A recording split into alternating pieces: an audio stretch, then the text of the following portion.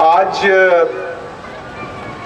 ये बढ़ते तापमान और बिगड़ते मौसम के मिजाज और धधकते ब्रह्मांड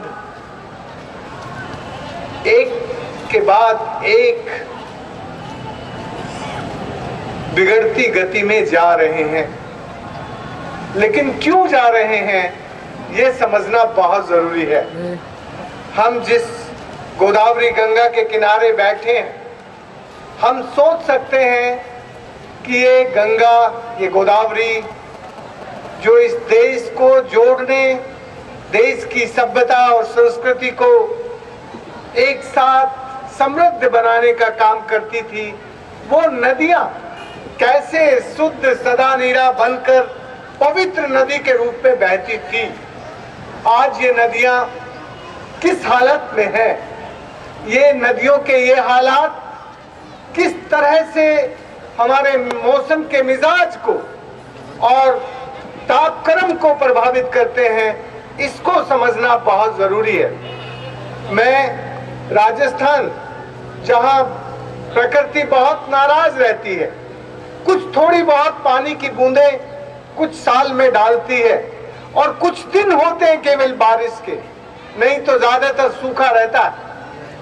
लेकिन हमारी भारत सरकार के विकास के सपनों ने उनके पास जो पानी की बूंदें थी उनको भी उलीच कर ग्रीन रिवॉल्यूशन के नाम पे धरती का पेट खाली कर दिया। और जब धरती का पेट खाली हो गया और ऊपर से बादल ने पानी डालने बंद कर दिए, तो राजस्थान के लोग उजड़ के कहीं कहीं चले गए। मैं जयपुर में था, उस वक्त अलवर जिला सूखे और बेपानी होकर शहरों में जा रहे थे, वहां के लोग उजड़ गए थे। हमने देखा कि उजड़ते हुए लोग जिनके पास न कपड़े हैं, न पेट में पानी और रोटी है, वो त्रस्त है बेपानी। तो हमने सोचा कि इतने लंबे समय से ये भारत देश कैसे पानीदार था, कैसे अपने लोगों को पानी पिलाता था, और आज ये क्यों बेपानी हो गया। तो पता चला कि विकास ने, जिसको हम विकास कहते हैं, वो कैसे हमारी धरती के चरित्र को और प्रकृति के व्यवहार को विकृत करता है, कैसे बिगाड़ता है, और उसके बिगड़ने से कैसे लोग विस्थापित होते हैं, गांव छोड़ के शहरों में जाने के लिए मजबूर होते हैं, और उनकी जिंदगी में लाचारी, बेकारी और बीमारी होती है। और बीमार समाज जब अपनी जगह से उजड़ के दूसरी जगह जाता है तो उसका जीवन तबाह हुआ करता है। ऐसे वक्त में हमें एक अनपढ़ किसान ने कहा कि राजेंद्र भाई, यदि अभी भी बादल से निकले इंद्रजल को हम पकड़ ले और उसके साथ एक प्यार के रिश्ते से उसको अपने जीवन में काम लेने लगे, तो हम उजड़े हुए लोग दोबारा से इस धरती को हरी भरी बना सकते हैं और दोबारा से हम जो बेपानी हो गए वो पानीदार बन सकते हैं। मित्रों, मेरी उम्र उस वक्त कुल 24-25 साल की थी और मैं पानी का इंजीनियर नहीं था, मुझे पानी का काम करना नहीं आता था। लेकिन उस अनपढ़ किसान के कहने से हमने गोपालपुरा गांव में पानी का काम शुरू किया। पहले 4 साल मुश्किल थे, लोगों को यकीन नहीं था कि हम यदि इस धरती पर पानी का काम करेंगे तो जो बेपानी हो गए हैं वो दोबारा पानीदार हो सकते हैं। लेकिन 4 साल के बाद ये काम पूरा हुआ और एक अच्छी बारिश आई 1988 में। 88 में जब ये बारिश आई तो दोबारा से वो पानी की बूंदों को पकड़ के धरती का पेट पानी से भरने लगा और जो उसके नीचे की तरफ कुएं थे वो सब पानीदार हो गए। ये बात है 1988 की, अभी 2009 है। ये काम एक गांव से शुरू होके हजारों गांव में फैल गया। परिणाम ये हुआ कि 7,600 वर्ग किलोमीटर इलाका, जो 1980 के दशक में डार्क जोन लिखा था भारत सरकार के रिकॉर्ड में, डार्क जोन का मतलब होता है बेपानी, धरती की सतह पर और धरती के पेट में दोनों जगह पानी नहीं है। उस जगह के रिकॉर्ड बदल के सरकार को व्हाइट जोन लिखना पड़ा। किसने किया ये काम? सरकार ने? नहीं। किसी संस्था ने? नहीं। तो किसने किया? ये काम किया वहां के लोगों ने। ये काम हुआ वहां के गांव के ज्ञान से, वहां के गांव की समझ से। आज वहां 7 मरी हुई नदियां साल भर बहती हैं। तुम्हारी नदी देख लो जिसके किनारे तुम बैठे हो, और जरा सोचो कि इस नदी के हालात जब आपने इसको पहली बार देखा था उस वक्त और आज के वक्त में क्या परिवर्तन आया, और यह परिवर्तन हमें कहां ले जा रहा है। आज हिंदुस्तान का जो शहर अपने को विकसित कहता है उसकी नदियां नाला बन गई हैं। एक शहर है दिल्ली जो इस देश की राजधानी है, उस शहर के बीच में से यमुना नाम की नदी बहती है। तुम्हें मालूम है उस यमुना के किनारे खड़े नहीं हो सकते, केवल बदबू आती है। वो नदी नहीं बची, नाला बन गई। एक शहर है बनारस, सांस्कृतिक राजधानी, सांस्कृतिक राजधानी। वहां पर बहती है गंगा। उस गंगा के हालात आप देखे जाके, नाले जैसी लगती है। बेंगलोर में अर्कावती नदी, हैदराबाद की मूसी नदी, किसी भी शहर में चले जाइए जो अपने को विकसित कहते हैं उनकी नदियां नाले बन गई हैं। जिस समाज में नदियों को मां कहते थे, जो भारतीय समाज अपनी नदियों को मां कहता था, वो अब अपनी नदियों को मैला ढोने वाली मालगाड़ी के अलावा और कोई उपयोग नहीं करता। आज भारत का वो समाज जो कहता तो मां है नदियों को, लेकिन उसके साथ व्यवहार करता है मैला ढोने वाली मालगाड़ी जैसा। सब कचरा नदी में डाल देते हैं, जैसे मैला ढोने का काम ही केवल नदी का बचा। तो जब देश की नदियां केवल मैला ढोने के लिए बच जाएं, तब उस देश का मिजाज और उस देश के मौसम का मिजाज और उस देश का तापक्रम बढ़ेगा कि घटेगा? सोच लें आप लोग। वहां का तापक्रम तो बढ़ेगा ही। यदि उसको ठीक करना है, उसको सुधारना है, तो फिर कुछ करना पड़ेगा, जिस तरह से राजस्थान के लोगों ने किया। राजस्थान के लोगों ने थोड़ी सी पानी की बूंदों को पकड़ के मरी हुई नदियों को पानीदार बना दिया। नासिक के लोग सोच सकते हैं, 88वीं व्याख्यान माला में आए नासिक के लोग ये सोच सकते हैं कि उनकी धरती जो बेपानी हो रही है और जो धरती बेपानी बनने वाली है और जो नदी नाला बनने वाली है, क्या उसको नदी बना सकते हैं? भाई यदि नदी को नदी बना सकते हैं तो फिर आप पानीदार बन सकते हैं। हर शहर की स्वास्थ्य, हेल्थ, उसके बीच में से बहने वाले पानी के स्रोतों से जुड़ी होती है। जिस शहर का पानी का स्रोत अच्छा होता है उस शहर के लोग बीमार नहीं होते।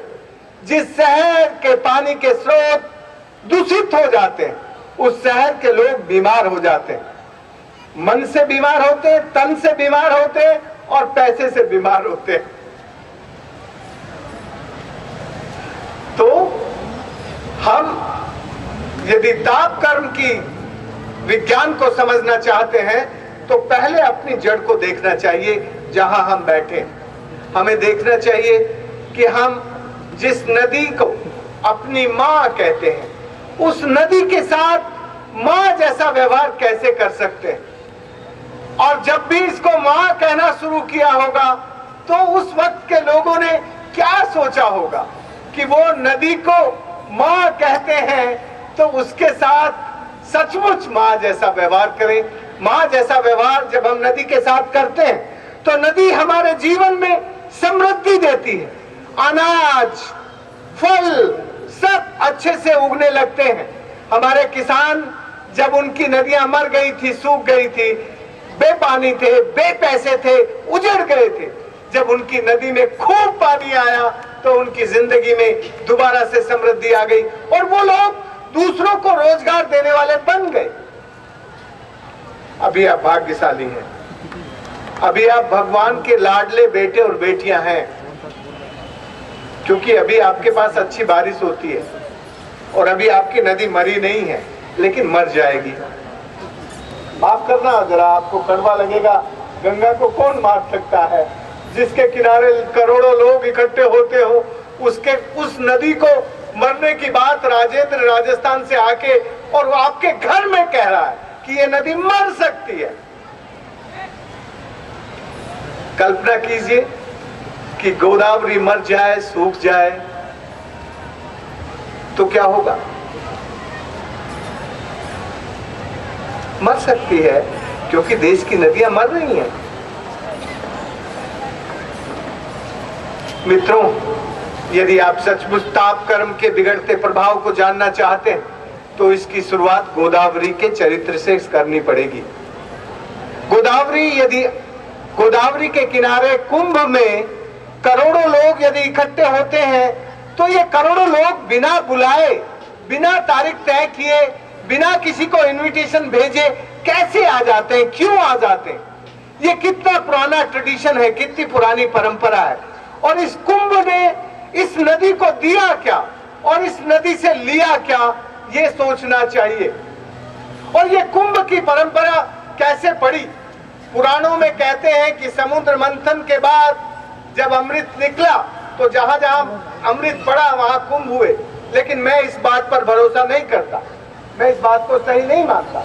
मैं इस बात को सही मानता हूं कि जहां नदियों का जन्म होता है और नदियों के जन्म होने के शुरुआत में जब भी कोई नई बसावट होती है, कोई शहर होता है, तो वहां के लोग उस नदी को न्याय देने के लिए, उस नदी की पवित्रता के लिए, उस नदी की शुद्धता को बचाने के लिए इकट्ठे होने शुरू हुए थे।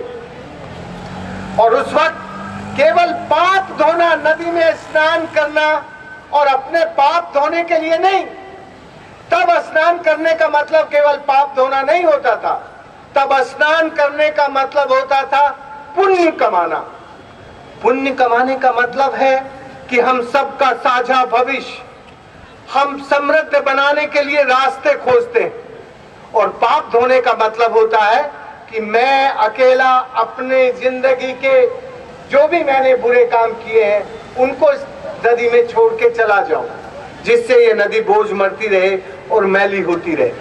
आपको मालूम है, हमारे यहाँ जब भी कुंभ की परंपरा हुई शुरू, तो कुंभ की परंपरा में नदियों को साफ रखने की बात करते थे। नदियों पानी का सर्वोच्च बिंदु, उससे 300 गज दूर तक कुछ भी निर्माण ना हो, कोई हल ना चलाए।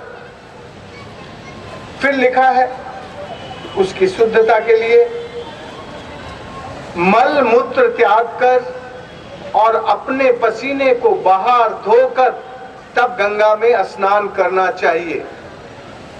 यदि 12 साल से कम उम्र के बच्चे को गंगा में स्नान कराना है तो उसके सिर पर खाली लोटे से थोड़ा पानी डालकर उसको मल मूत्र त्याग करवा के ही गंगा में प्रवेश और स्नान कराना चाहिए।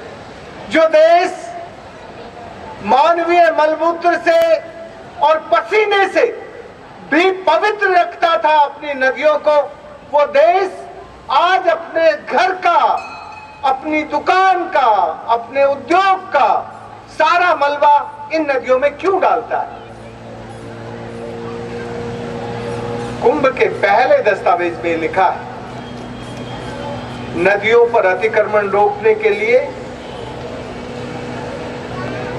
पानी के प्रवाह के सर्वोच्च बिंदु से 300 गज दूर तक कोई भी हल नहीं चलाए और कोई भी अतिक्रमण ना हो। प्रदूषण रोकने के लिए पसीना और मलमूत्र त्याग कर गंगा में प्रवेश करें और शोषण रोकने के लिए गंगा के प्रवाह को किसी भी तरह से मोड़ा ना जाए। तो नदियों पर 3 खतरे हजारों साल पहले जब कुंभ शुरू हुआ उस वक्त भी समाज के मन में थे।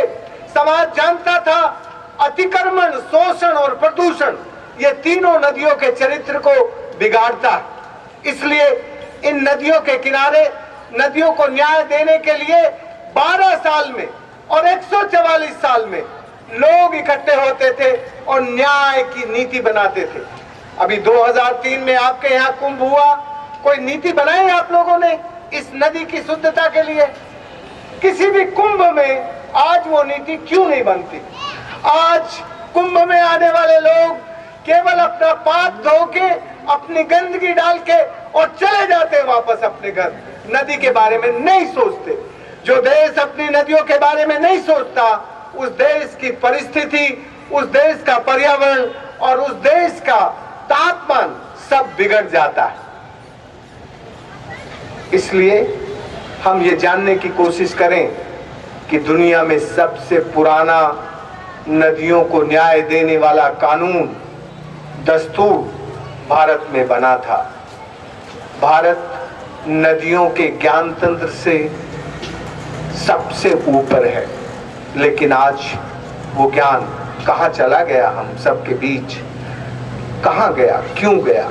जब हम ये सोचते हैं कि वो ज्ञान कहाँ गया, तो हमें पता चलता है कि हमारी साझी जीवन पद्धति, हमारे साझे काम, हमारे साझे भविष्य को समृद्ध, सुखी और शांति में बनाने के जितने भी तरीके हैं, उनसे हम विमुख होकर अपनी निजी जिंदगी में अपनी खुद की जीवन के बारे में सोचने लगे। जब एक साझा समुदाय साझे भविष्य को चिंता छोड़कर केवल अपने बारे में सोचता है, तब उसकी जिंदगी में नदी में स्नान कर कर पुण्य कमाने का भाव पीछे रह जाता है और नदी में स्नान करके पाप धोने का भाव सबसे पहले आ जाता है। तो भाई, यदि हम नदियों से केवल पाप धोने की, नदियों को केवल पाप धोने वाली मानेंगे, तो पाप इतने ज्यादा हैं कि ये नदी हमारे पाप नहीं वहन कर सकती। इस नदी की ताकत नहीं है कि वो हमारे पाप को अपने साथ धोकर बहाती हुई ले जाए। इसलिए हम कुछ ऐसे काम सोचें, ऐसे काम करें जिसमें से हम साझा जीवन और साझी विरासत उसको समृद्ध बना सके। ये साझी विरासत है। यदि हम इस साझी विरासत को ठीक रखना चाहते हैं, ठीक करना चाहते हैं, तो ही हम सबका, नासिक का, महाराष्ट्र का और भारत देश का और दुनिया का जीवन समृद्ध बन सकता है।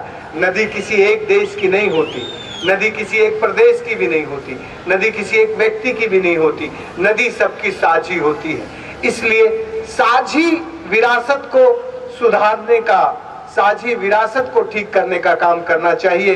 और इस वक्त देश में बहुत सारे उदाहरण हैं जहां पर मरी हुई नदियों को ठीक किया गया, जहां पर प्रदूषित नदियों को शुद्ध किया गया, जहां पर नदियों के कब्जे हटाकर नदियों को जीवित किया गया। तो नासिक के लोग भी सोचें कि वो अपनी गोदावरी को कैसे पानीदार बना सकते हैं, कैसे पवित्र बना सकते हैं। तो आज की वसंत माला में मैं समझता हूं कि तापमान तो जब बढ़ेगा वो तो अमेरिका के साथ लड़ने वाली लड़ाई है, क्योंकि क्योटो प्रोटोकॉल वो यदि नहीं मानेगा तो तापक्रम किसका बढ़े किसका घटे, वो एक बड़ी लड़ाई है। उस बड़ी लड़ाई पर भी हमें जाना है। हमें अमेरिका को भी ये सबक सिखाना है कि तू यदि ये ग्लोबल वार्मिंग और क्लाइमेट चेंज में सब सारे बुरे कर्म करके हम जैसे लोगों पर पाप डालेगा तो हम तेरे से भी लड़ेंगे, लेकिन लड़के वो जीतता है जो अपनी धरती को पहले ठीक करता है, जो अपने घर को ठीक करता है, जो अपनी नदियों को ठीक करता है, अपनी धरती को हरी भरी बनाता है। जिस देश की धरती और पहाड़ हरे भरे होते हैं, जिस देश की नदियां पवित्र होती हैं, वो देश समृद्ध होता है। और वो फिर अमेरिका जैसे देश को एक चुटकी में ठीक से समझा सकता है, पर तब समझा सकता है जब वो पहले अपना घर ठीक करे। पहले अपनी गोदावरी को ठीक करें, पहले अपने परिवेश को ठीक करें। मुझे लगता है कि आज आप इस बात को सोचेंगे कि हम अपने साझे भविष्य को, अपने साझे जीवन को समृद्ध बनाने का कुछ संकल्प स्वर्गीय माधवराव काले की स्मृति में जो व्याख्यान हो रहा है उसमें कुछ ले लें। ये वक्त होता है। हम जानते हैं कि हमने जब राजस्थान में ये पानी का काम शुरू किया तो एक अनपढ़ किसान के कहने से किया था। आज आप अपने मन में सब लोग मिलकर तय कर सकते हैं कि अगले कुंभ में, आने वाले कुंभ में हम इस नदी को गंदा नहीं होने देंगे। हम आने वाले कुंभ के लिए कुछ ऐसी नीति बनाएंगे, कुछ ऐसे नियम बनाएंगे। अभी 6 साल बाकी है आपके कुंभ के लिए। 6 साल बहुत समय होता है। अभी से आप बैठकर कुछ नीति, कुछ नियम, और ये सोचें कि यदि पूरी दुनिया के लोग नासिक में आते हैं तो वो नासिक की गोदावरी से कुछ सीख कर जाएं, नासिक में गोदावरी को गंदा कर ना जाएं, क्योंकि गोदावरी के किनारे गोदावरी हम सब की है, आप सब की है, और ये ठीक से रहनी चाहिए। मित्रों, मैं केवल कहने के लिए नहीं कह रहा हूं। ये बात मैं जब कह रहा हूं जब मैंने अपनी धरती की 7 मरी हुई नदियों को अपने समाज की ताकत से जिंदा किया। तो ये भाषण नहीं है मेरा, है, मैं भाषण देने नहीं आया हूं और मैं भाषण नहीं देता हूं। मैं वैसे कुछ काम में लगता हूं। हम लोगों ने पिछले 30 वर्षों में करीब 10,000 से ज्यादा जल संरचनाओं का निर्माण किया और इन जल संरचनाओं ने धरती के पेट को पानी से भर दिया। जब धरती का पेट पानी से भरा तो जगह जगह छोटे छोटे झरने बहने लगे और ये झरने बहकर नदी बन गए।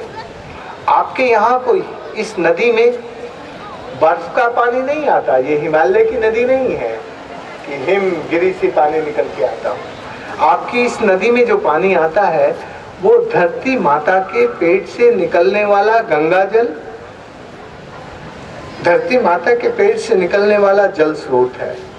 और ये स्रोत सूख जाएगा यदि आपके कुएं, आपके ट्यूबवेल और आपके बोरवेल ज्यादा पानी खींचते जाएंगे। जब धरती का पेट खाली होता है तो जो पानी स्रोतों में, झरनों में बहता है वो फिर नीचे चला जाता है और नदियां सूख जाती हैं, नदियां मर जाती हैं। ये कोई बहुत बड़े विज्ञान की बात नहीं है, ये बात साधारण इंसान को भी समझ में आती है। जब तक धरती का पेट भरा है, अभी वहां कुछ थोड़ा बहुत जंगल है, अभी वहां कुछ ज्यादा कुएं और ट्यूबवेल नहीं है जहां से ये पानी आता है। लेकिन यदि वहां भी वो ट्यूबवेल और कुएं और खेती बढ़ गई तो ये नदी मर जाएगी। जरा उस दिन को देखिए, वो हो सकता है जिस तरह से जंगल कम हो रहे हैं। आप जानते हैं कि पेड़ पानी का बाप होता है। पेड़ के पत्ते हमारे एटमॉस्फेयर में से, हमारे परिवेश में से कार्बन को अपने अंदर इकट्ठा करते हैं और उसके तने और उसकी जड़ें उसको सब डिपॉजिट करके रखती हैं, जिससे हमारे तापक्रम में संतुलन बनता है। और जब बारिश के दिनों में पानी आता है तो जो उसकी जड़ें हैं वो मिट्टी को एक तरफ बांध के रखती है और दूसरी तरफ पानी को सहेज के रखती है। तो पानी के लिए सबसे ज्यादा जरूरी है जंगल का होना, पेड़ का होना। तो यदि इस नदी के ऊपर के हिस्से में जंगल रहेगा, पेड़ रहेंगे तो पानी बहेगा। और यदि उसमें ट्यूबवेल लगेंगे, ओपन वेल लगेंगे और कुएं लगेंगे तो ये सूख जाएगी। हमारे गांव के लोगों ने ट्यूबवेल और ओपन वेल बंद किए। जब उन्होंने बहुत सारा पानी का काम किया तो अपने गांव पूरी नदी की एक पार्लियामेंट बनाई। और वो पार्लियामेंट जैसे आपके देश में दिल्ली में पार्लियामेंट फॉर्म करती है, उस पार्लियामेंट से ज्यादा अलग है। हमारी पार्लियामेंट में लोग त्याग करते हैं, अपनी खेती कैसी करें, कैसे कम पानी में हम दाल अनाज उगाएं। और हमारी पार्लियामेंट पिछले 14 सालों से काम कर रही है, लेकिन कभी जूता पजार नहीं होती, इलेक्शन में कभी घपला नहीं होता, इलेक्शन में कभी ठेकेदार और दलाल हमारे यहाँ आके आगे काम नहीं करता। इसलिए वो जो हमारी अरवरी नदी की पार्लियामेंट है, वो पार्लियामेंट ऐसे कानून बनाती है जिसमें गरीब को भी पानी मिल सके और अमीर को भी पानी मिल सके। अमीर तो बड़े गहरे कुएं खोदकर नीचे से पानी निकाल लेता है, लेकिन गरीब तो इतना गहरा कुआं नहीं खोद सकता। इसलिए हमारी पार्लियामेंट ने अपनी अरवरी नदी के किनारे पर यह नियम बनाया है कि गरीब का कुआं भी और अमीर का कुआं भी दोनों का बराबर एक लेवल तक ही खुदेगा। गरीब जहां तक जा सकता है वहीं तक अमीर जाएगा, नहीं तो अमीर यदि नीचे का सब पानी निकाल देंगे तो नदी सूख जाएगी। और उन्होंने गन्ना, चावल, जिन फसलों में ज्यादा पानी लगता है उसको रोक दिया है, इसलिए हमारी नदी बहती है। जहां कम बारिश होती है वहां भी नदी बहती है, और आपके यहां ज्यादा बारिश होती है, हमसे खूब ज्यादा बारिश होती है, फिर भी आपकी नदी पर संकट इसलिए है कि आप धरती के पेट को खाली कर रहे हैं। आप भूजल के भंडारों को, जब भूजल का भंडार खाली होता है तो सतही जल बहना बंद हो जाता है। इसलिए भूजल के भंडार पर सोचना जरूरी है। यदि भूजल का भंडार ठीक होगा और सतही जल ठीक होगा तो हरियाली बढ़ेगी, खेती बढ़ेगी, जमीन के अंदर नमी आएगी, मॉइस्चर। जब जमीन में नमी आएगी तो हरियाली और ये जो परिवेश है इसमें से कार्बन को शोषित करने वाले हरियाली ज्यादा बढ़ जाएगी। हमारे इलाके में यही हुआ। जब हमने काम शुरू किया था तब ना घास थी ना पेड़ थे, लेकिन अब हरा भरा जंगल है, और उस हरे भरे जंगल होने के कारण थोड़ी भी बारिश आती है तो उसकी बूंदें वहां रुक जाती है और वो धरती के पेट में चली जाती है, और फिर जब अकाल पड़ता है तो हम धरती के पेट से निकाल के उस पानी से अपनी जिंदगी चला लेते हैं। तो धरती, प्रकृति और इंसान के रिश्ते जब प्यार के होते हैं तब नदियां जीवित होती हैं। नदी को जीवित करना किसी दूसरे की नदी का पानी लाके नहीं होता। नदी का जीवन बनता है इंसानी और प्रकृति रिश्तों से। तो हमने अपने इलाकों में लोगों का मन, लोगों का मानस नदियों के साथ जोड़ा, और जब लोगों का मन और मानस नदी से जुड़ा तो हरियाली आई, और जब हरियाली आई तो उसने जो भी कार्बन था उसको अपने अंदर खींच लिया, और कार्बन खींचने से तापक्रम नीचे आ गया। अभी हमारे यहाँ इरेटिक रेनफॉल नहीं होता, अभी हमारे यहाँ क्लाउड ब्लास्ट नहीं होता। पिछले 30 सालों का अनुभव है, उसमें शुरू के दिनों में 2 बार बादल फटे थे आपस में टकरा के, लेकिन पिछले 10-15 सालों से हमारे यहाँ बादल नहीं फटते। इसलिए यदि हमारे यहाँ 6,500 स्क्वायर किलोमीटर में करीब 1100 गांव अपने को पानीदार बना सकते हैं, तो आप लोग सोचें कि यहाँ कैसे नासिक शहर अपने को पानीदार बना के अपनी नदी को जीवित कर सकता है। यदि नदी जीवित होगी तो तापक्रम कम होगा और यहाँ का जीवन सुखी और समृद्ध होगा, सेहत भी अच्छी होगी। मित्रों, वर्ष 2002 में जो नीति बनी जिसमें भारत की नदियों को जोड़ने की बहस चली, मैंने उस वक्त कहा था कि भारत की नदियों को जोड़ने से हमारा अकाल और बाढ़ नहीं रुकेगी। यदि भारत की अकाल और बाढ़ रोकना चाहते हैं तो भारत के समाज को नदियों से जोड़ना चाहिए। जब समाज नदियों के साथ जुड़ता है और नदियों को अपनी मां मानता है और फिर उसके साथ मां जैसा व्यवहार करता है, उसका पोषण करता है, तब वहां नदियों में पानी आ जाता है। उस वक्त सरकार को समझ में नहीं आया था, फिर एक दूसरी सरकार आई, उसको थोड़ा समझ में आया और उसने वो नदियों का जो जोड़ने का प्रकल्प था उसको लाल बस्ते में बंद किया। अभी उनको समझ में आ रहा है कि भारत में बाढ़ और सुखाड़ को रोकने के लिए भारत की जन जरूरत पूरी करने वाला विकेंद्रित जल प्रबंधन करना पड़ेगा। ये विकेंद्रित जल प्रबंधन एक तरह से community driven decentralised water management है, और ये community driven decentralised management local solution है, लोकल एक्शन और लोकल सॉल्यूशन है ग्लोबल वार्मिंग का और क्लाइमेट चेंज का। तो एक तरफ हमें लोकल एक्शन से ग्रीनरी बढ़ानी पड़ेगी, पानी को ठीक करना पड़ेगा और पानी और मिट्टी का कटाव रोकना पड़ेगा, मिट्टी का जमाव रोकना पड़ेगा। ये डीसिल्टिंग और इरोजन और सिल्टिंग, इन सब के जो समझ है उसको बढ़ा के हम पानी के रिश्ते को ठीक कर सकते हैं।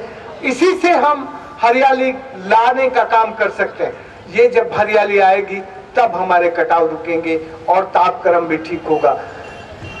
ये जो हम बार बार कहते हैं कि बड़ी नदियों को जोड़ दें, नदियों के जुड़ने से सब बाढ़ भी रुक जाएगी, सुखाड़ रुक जाएगी। आपको मालूम है इस साल बिहार में एक 12 फुट ऊंचा छोटा सा बांध टूट गया। यदि ये 12 फुट ऊंचे बांध को नहीं बचा सकते तो इतना बड़ा वाटर लिफ्ट करने का काम ये कैसे कर सकते हैं? 35 लाख लोग बिहार की बाढ़ की चपेट में आए इस साल। बंबई की मीठी नदी कितनी बड़ी बाढ़ लेके आई थी 2006 में। जब ये छोटे छोटे काम ठीक से नहीं कर सकते तो ये बड़ा काम क्यों करते हैं? बड़ा काम इसलिए करते हैं क्योंकि बड़े काम में बड़ा पैसा चुनाव के लिए आसानी से मिल जाता है, छोटे काम में चुनाव के लिए पैसा नहीं मिलता। इसलिए छोटे काम हमारे नेताओं को पसंद नहीं है। हमारे नेताओं को बड़े काम पसंद है क्योंकि बड़े कामों में उनकी बड़ी आमदनी बिना किसी को बताए हो जाती है। लेकिन मित्रों, इस गलत काम को रोकने के लिए समाज को खड़ा होना पड़ता है। आज समाज भी वैसा ही हो गया है जैसे नेता।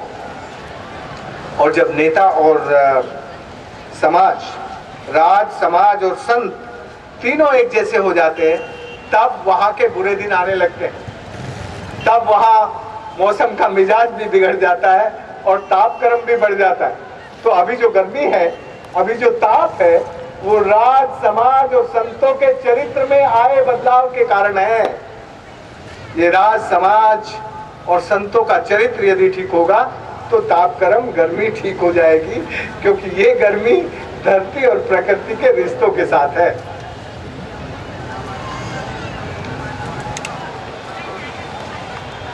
तो जो गर्मी हम भुगत रहे हैं वो गर्मी किसी और ने पैदा की है हमारे लिए या हमने पैदा की?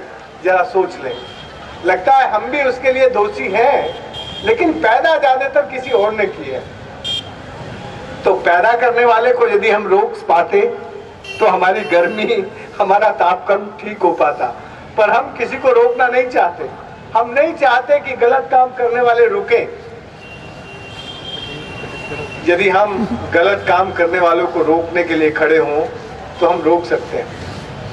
मैं बस इतना बता दूं कि 3 साल पहले दिल्ली में यमुना के मामले में मैं जाके कॉमनवेल्थ विलेज के खिलाफ सत्याग्रह शुरू किया। भारत की पूरी कैबिनेट को 1.5 घंटा यमुना के बारे में सुन के फैसला करना पड़ा कि यमुना की जमीन पर अब वो नए कब्जे नहीं करेंगे।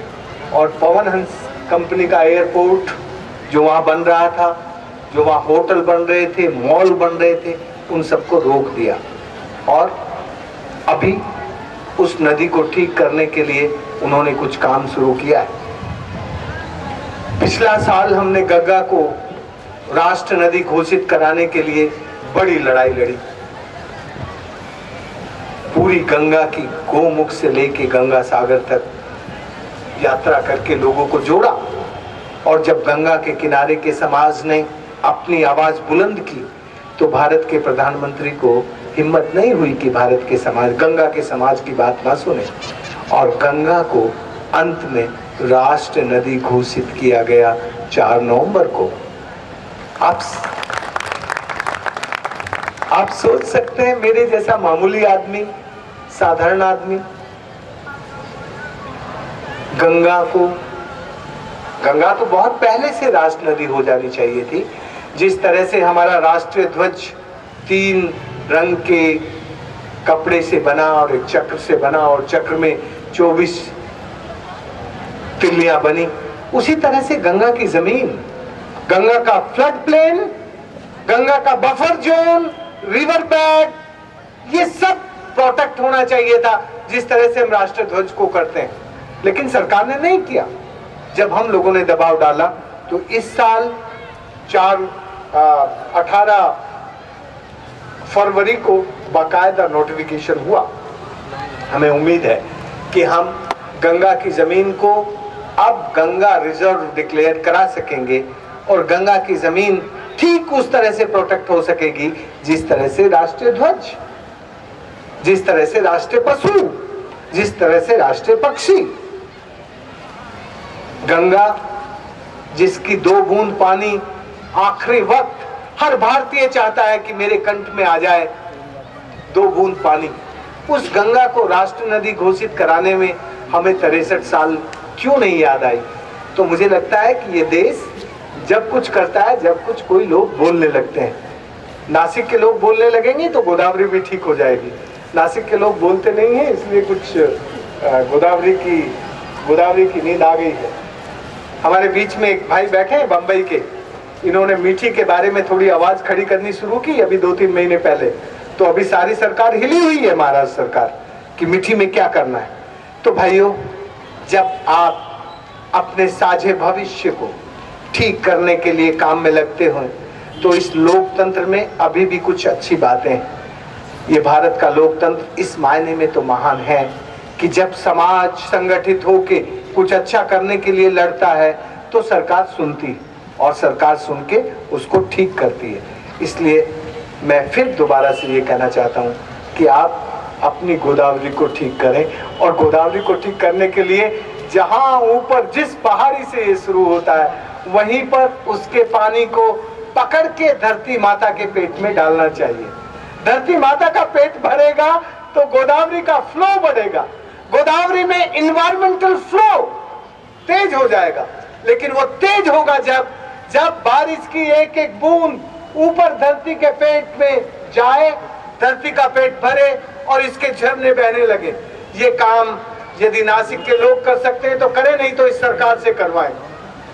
मुझे तो अच्छा लगेगा कि आप संगठित होके इस सरकार पे दबाव डालें कि नासिक इस गोदावरी गंगा के कैचमेंट एरिया में जो पानी बरसात के दिनों में बाढ़ की तरह बह जाता है उसको ना बहने दे, उसकी एक एक बूंद को धरती माता के पेट में डाल के उसको भर दे, और जब धरती का पेट भरेगा तो गोदावरी सालों साल शुद्ध सदा नीरा बनकर बहती रहेगी।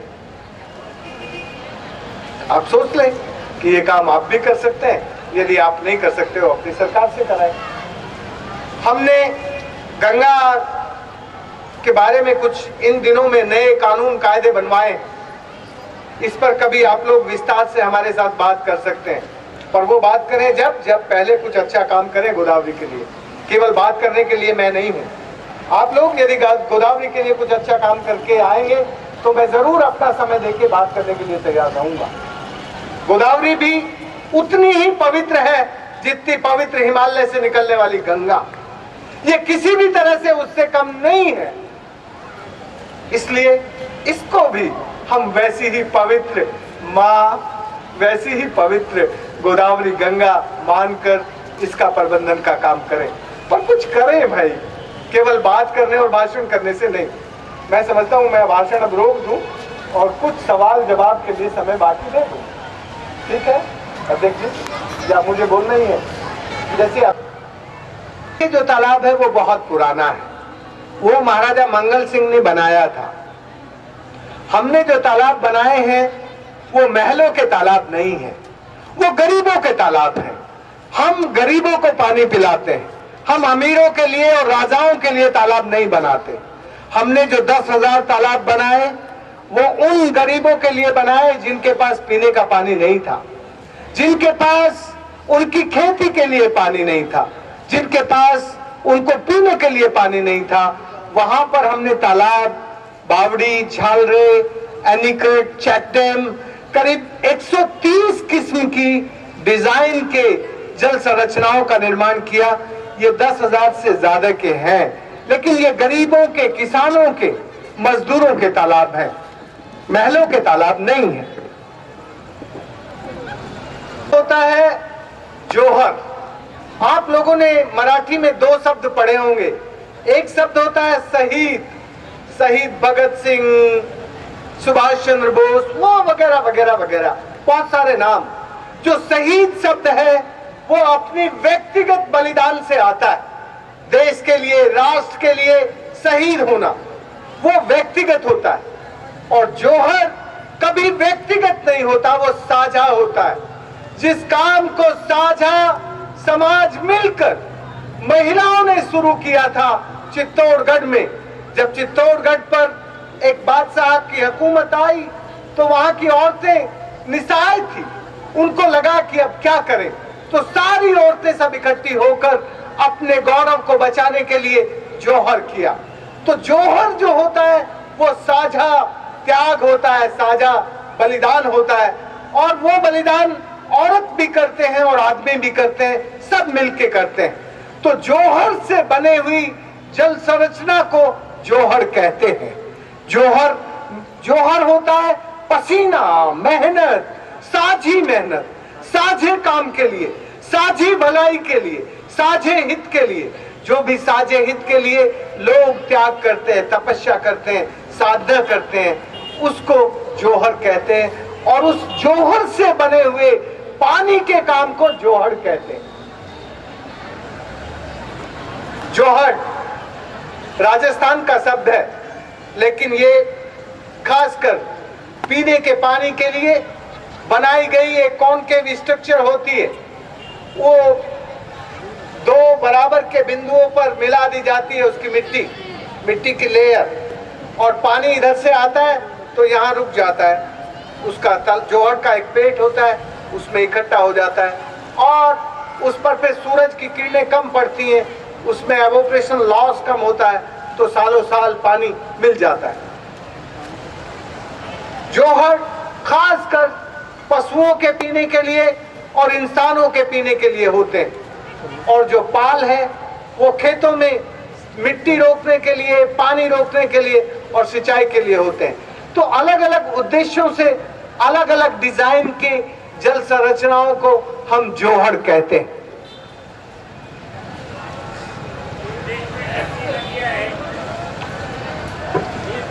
इस देश में 18 वृहत नदी है। वृहत, जब हम वृहत कहते हैं तो एक नदी है गंगा, उसके अंदर यमुना, सरयू, रामगंगा, गंगोत्री, भागीरथी, सैकड़ों नदियां हैं। और दूसरी नदी होती है मझोली। मझोली नदी जैसे यमुना। गोदावरी आपकी वृहत नदी में आती है, तो मझोली नदी जो इसको वृहत बनाती, जो इसमें आके मिलती हैं, उनको हम मझोली नदी कहते हैं। और वो नदी जो नदी में भी नदी मिलके बनती हैं, जो छोटी नदी होती है। तो मोटे तौर पर 3 तरह की नदियां होती हैं। छोटी नदियां तो इस देश में करीब 3000 से ज्यादा हैं। मझोली नदियां 144 के आसपास हैं। बड़ी नदियां, वृहत नदियां 18 हैं। वैसे तो नदी भारत में केवल 2 तरह की होती हैं, हिमालयन रिवर और पेनिनसुलर रिवर। पहले वो बिजली से चलता था।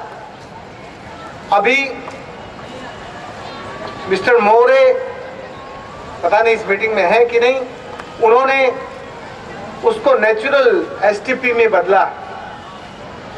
मेरा कहना ये कि इंडस्ट्रियल जो वेस्ट वाटर है उसका ट्रीटमेंट और सीवरेज ट्रीटमेंट दोनों के लिए अलग अलग विज्ञान है, अलग अलग तकनीक है, अलग अलग इंजीनियरिंग। कुछ तो इतने हार्ड केमिकल के होते हैं कि उनका ट्रीटमेंट करना बहुत डिफिकल्ट है, लेकिन ज्यादातर केमिकल्स ऐसे हैं जो नेचुरल प्रोसेस से, नेचुरल तरीके से ट्रीट किए जा सकते हैं। मैं चाहूंगा कि जनक दफ्तरी महाराष्ट्र के इंडस्ट्रियल वेस्ट ट्रीटमेंट के लिए कुछ बताएं तो अच्छा होगा। तुम यहाँ के हो, यहाँ जरा बोलो, जल्दी बताओ, आओ। नमस्कार। अभी पिछले 1 साल से मैं नासिक 3-4 बार आ चुका हूँ।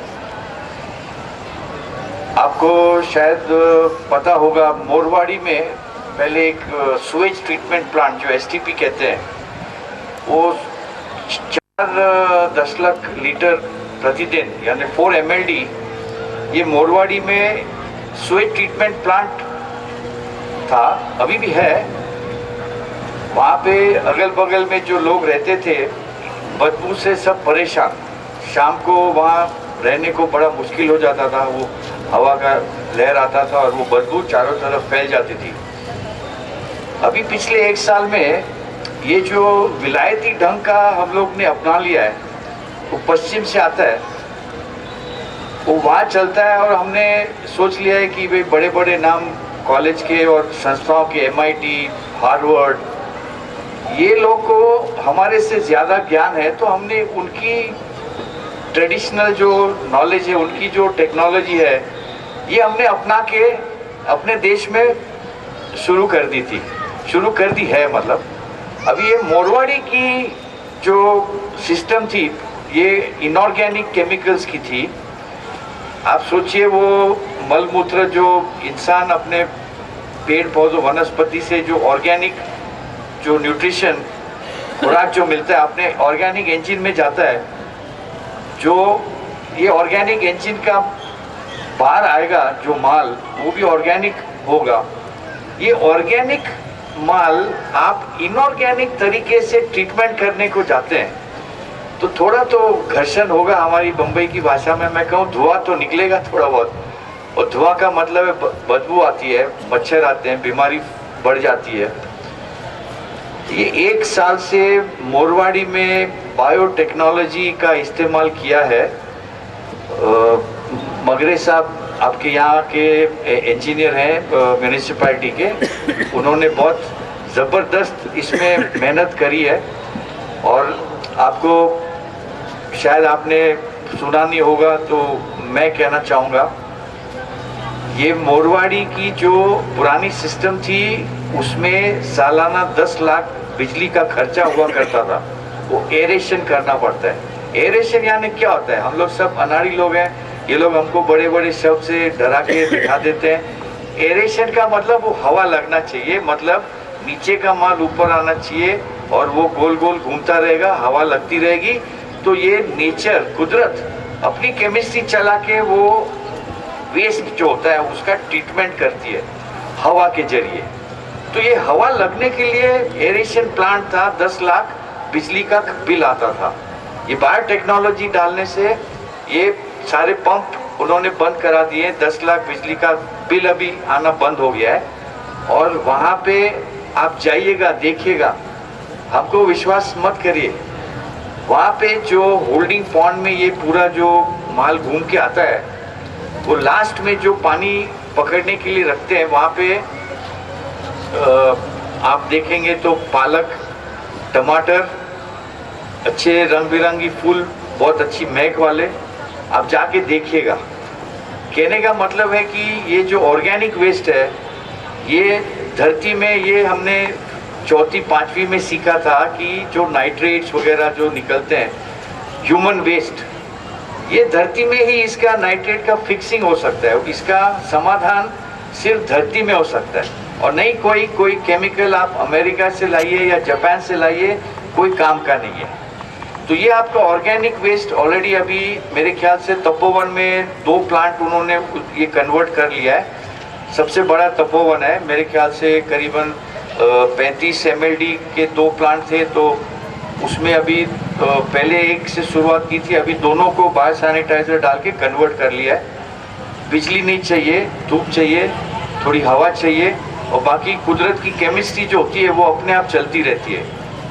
दूसरा जो भाई साहब ने पूछा था, ये इनऑर्गेनिक वेस्ट जो इंडस्ट्रियल वेस्ट आता है, घूम फिर के ये भी वही केमिकल्स है। एक निर्जीव होते हैं, एक ऑर्गेनिक जीवित होते हैं। घूम फिर के वो केमिस्ट्री इनऑर्गेनिक वेस्ट होगा या ऑर्गेनिक वेस्ट होगा, वही कुदरत की केमिस्ट्री काम करने वाली है। अभी ये जो इनऑर्गेनिक हम लोग STP का इस्तेमाल करते हैं, ये पूरे विश्व में फैल गया है। इसका तरीका क्या होता है कि जो पोस्टमैन होता है, जो बदबू आती है, वो कुदरत का सिग्नल होता है। ये बायो इंडिकेटर है। बदबू आती है, इसका मतलब आपको प्रकृति, आपकी पर्यावरण इशारा दे रही है कि भाई इसमें गड़बड़ है, इसमें कुछ पोल्यूशन है, इसके लिए बदबू आती है। बदबू से बढ़ जाएगी, सिग्नल बढ़ जाएगा, मच्छर आएंगे, मच्छर के बाद चूहे आएंगे, वो पुलिसमैन होते हैं, मच्छर इको पुलिस हम बोलते हैं उसको। वो एक पांडव आएगा डंडा लेके, छोटा प्रॉब्लम होगा, उसे एक जन से काम हो जाता है, प्रॉब्लम बढ़ जाता है जब भी तो पलटन आती है, ब्लैक मारिया में 15 लोग आते हैं, और उससे भी प्रॉब्लम बढ़ जाता है तो मशीन गन लेके आते हैं। तो ये इनऑर्गेनिक और ऑर्गेनिक जो भी पोल्यूशन है, ये बदबू वगैरह सब हमारे सिस्टम को इशारा देती है कि यहाँ पे गड़बड़ है, इसको आप समाधान करिए। और यही बायोटेक्नोलॉजी, चाहे फिर वो ऑर्गेनिक हो या इनऑर्गेनिक हो, केमिकल रिएक्शन से उसका समाधान करती है। जो धरती से निकाला है, हम लोग धरती में डालते नहीं है, तो धरती से निकल के हम लोग पानी में डालते हैं, तो पानी की क्षमता नहीं होती है समाधान करने की। तो यही सिस्टम है, ये सदियों से हमारे पूर्वजों ने ऑलरेडी हमें लिख के ये पूरा ज्ञान का निचोड़ हमारे देश में छोड़ के गए हैं। और हम लोग देखिए यहाँ का ज्ञान, जो लोक विज्ञान हम बोलते हैं, यहाँ का ज्ञान छोड़ के हम अभी पश्चिम की ओर देख रहे हैं। तो आपको और कुछ पूछना होगा तो अलग से हम लोग बात करेंगे। शुक्रिया।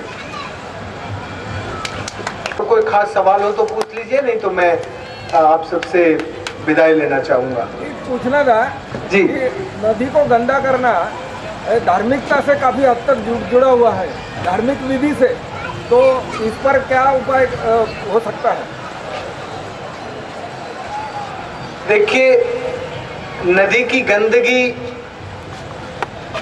केवल धार्मिक नहीं, ये जीवन की, जब हम नदी के बारे में सोचते हैं तो नदी हमारे जीवन के लिए क्या है?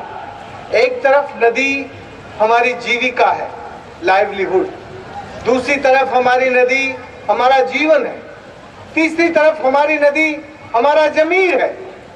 तो जब हम नदी को अपनी लाइवलीहुड की तरफ देखते हैं तो फिर हम ये भूल जाते हैं कि उसकी पवित्रता, उसकी शुद्धता, उसकी वो दूसरों की भी है, उसकी समता और उसके अधिकार और उसके दायित्व हमारे ध्यान में नहीं आते।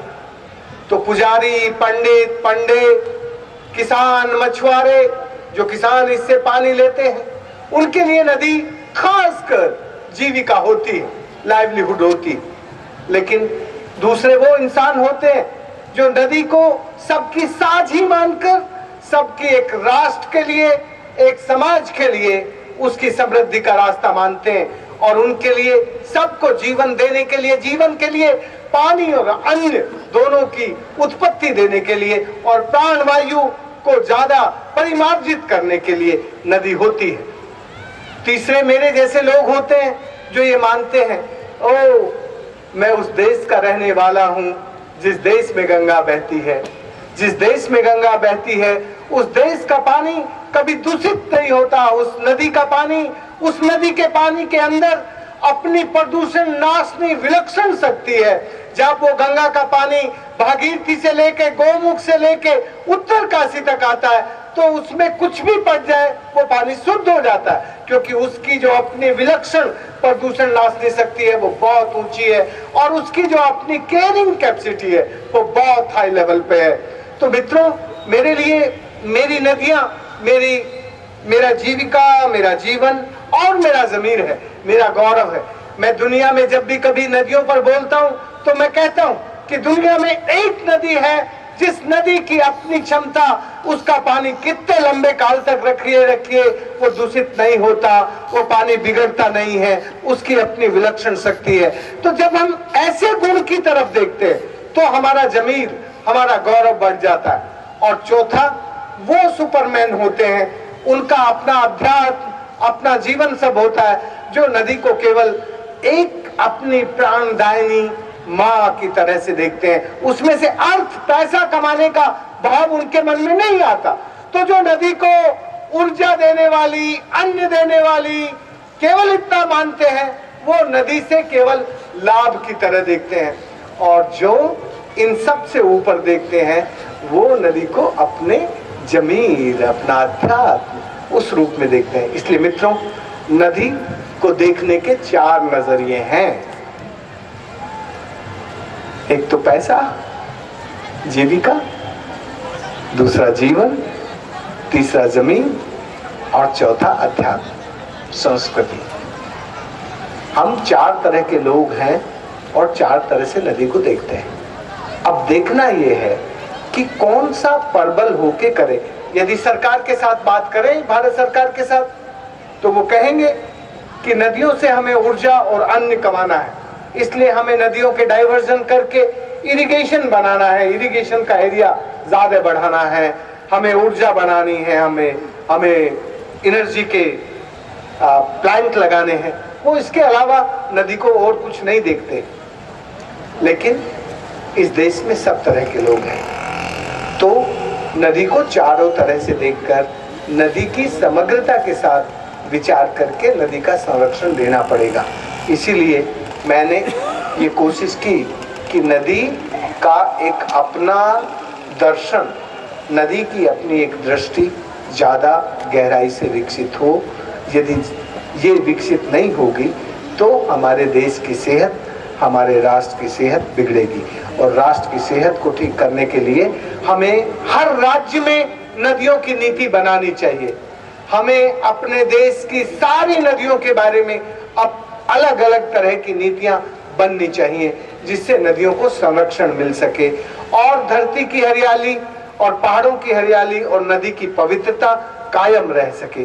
नदियों की पवित्रता को कायम रखने के लिए महाराष्ट्र में कोई एक नदी तो राज्य की नदी हो, जो महाराष्ट्र कह सके कि ये मेरे राज्य की नदी है, और उस नदी के संरक्षण की नीति बने और उस नीति के अनुसार महाराष्ट्र की नदियों में, दूसरी नदियों में भी संरक्षण का काम चले।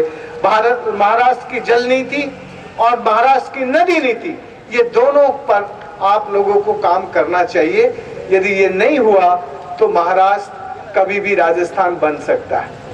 यदि महाराष्ट्र को महाराष्ट्र रखना है तो यहाँ का पानी बचाना पड़ेगा। आपके पास यदि कोई अच्छी चीज है तो वो अच्छी मिट्टी है, आपकी अच्छा पानी है, अभी भी आपके पास हमसे ज्यादा पानी है, तो आप अपने पानी को ठीक रखें, अपनी मिट्टी को ठीक रखें, तो महाराष्ट्र समृद्ध रहेगा।